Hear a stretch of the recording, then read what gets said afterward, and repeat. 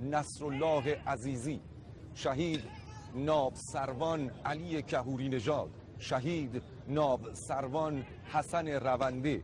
و شهید دریادار محمد ابراهیم همتی و شهید ناب سروان حمید قهرمانی و دهها شهید و صدها شهید سرفراز دیگر که در حراست و حفاظت و پاسداری از آبها و مرزهای دریایی کشور عزیزمان ایران عاشقانه بر قلب دشمن تاختند و این آرامش و امنیت را به همه ما هدیه دادند. یاد و خاطره همه شهیدان سرفراز را گرامی می‌داریم.